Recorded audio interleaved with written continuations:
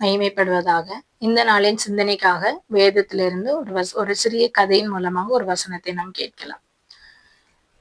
வேதத்தில் சாலமன் ராஜாவை பற்றி சொல்லப்பட்டிருக்கிறது. சாலமன் ராஜா ஒரு நாள் தரிசனம் காணும்போது தேவன் சாலமனிடத்தில் கேட்கிறார், உனக்கு என்ன வேண்டும் என்று கேட்கிறார். சாலமோன், பொன்னும் பொருளும் ஆஸ்தியும் அந்தஸ்தையும் கேட்காமல் எனக்கு இந்த நாட்டை ஆடுவதற்கான ஞானம் வேண்டும் என்று கேட்கிறான்.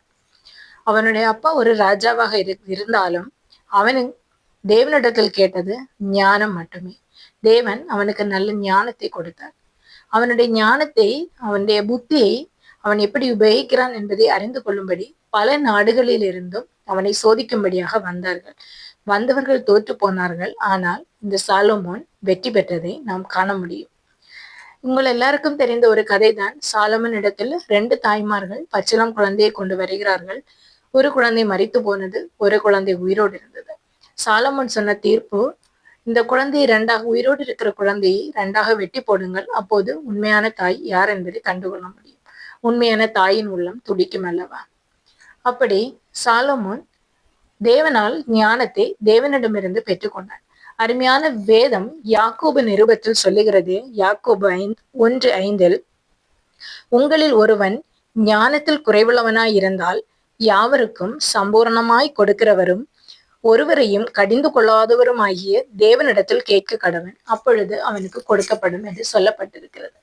நமக்கு ஞானம் இல்லை அப்படி என்று சொன்னால் நாம் தேவனிடத்தில் கேட்க வேண்டும். நாம் தேவனிடத்தில் ஞானத்தை கேட்கும்போது, உனக்கு அதற்கான தகுதி இருக்கிறதா, பணம் இருக்கிறதா, பொன் இருக்கிறதா, பொருள் இருக்கிறதா என்று கேட்க மாட்டார். நாம் கேட்டால் அவர் நமக்கு நிச்சயமாக ஞானத்தை தருவார். ஆகவே ஜெபத்தோடு அவருடைய சமூகத்தில் ஞானத்தை கேட்போம். ஒவ்வொரு நாளும் நாம் எப்படி நடந்து கொள்ள வேண்டும் என்ற ஞானத்தை கேட்போம்.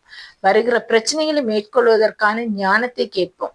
பிரச்சனைகளிலிருந்து எப்படி கடந்து வர வேண்டும் என்பதற்காக தேவனிடம் ஞானத்தை கேட்போம். ஒவ்வொரு நாளும் ஞானத்தை நாம் தேவனிடம் கேட்டு பெற்றுக்கொண்டால் அந்த ஞானம் நம்முடைய வாழ்க்கையில் கிரியை செய்யும். இந்த வார்த்தைகளின் மூலம் தேவன் தாமே நம்மை ஆசீர்வதிப்பாராக. ஆமென்.